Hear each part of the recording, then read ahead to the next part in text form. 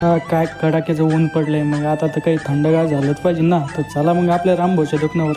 आता तुम्ही म्हणता ना हे काय, तर मित्रांनो हे लुडो आहे. थंडगार पिणं काही एवढं सोपं नाही बरं का, पिणं आणि पाजणं पण. जो हरल लुडोमध्ये तो पाहिजे थंडगार मस्त ऊसाचा रस. तर मस्त आम्ही रस बीस घेण्यासाठी आता निघालो. रामभाऊ हारलेले आहेत, हे बघा रामभाऊनं मस्त गल्ल्यामधून पैसे घेतले आणि लगेच रामभाऊन दुकान बंद केली बघा. आता हे बघा तेजस लगेच तयारच होतं दुकान बंद करण्यासाठी. तेजसने दुकान वगैरे बंद केले आणि आम्ही तिघं निघालो आता रस घेण्यासाठी. तर मग इथं रसवंतीवर आलो. इथं मस्त थंडगार आणि ताज्या ऊसाच्या रसाचा आनंद घेतला. पण मित्रांनो रामभाऊला काही रस प्यायचा आनंद आला नाही बरं का, कारण की रसाची भारी रामभाऊवर आलेली आहे ना. त्यामुळे हे बघा रामभाऊला काही आनंद आला नाही. आम्हाला तर आला भाऊ, तेजसला तर मग आमच्यापेक्षा पण खूप आनंद आला. तर चला मित्रांनो, अशाच प्रकारचे नवीन नवीन मिनी ब्लॉग पाहण्यासाठी आपल्या इंस्टाग्राम पेजला फॉलो करायला विसरू नका. त्याचबरोबर आपल्या जोशी मराठी म्युझिक स्टुडिओ या यूट्यूब चॅनलला सबस्क्राईब करून नसेल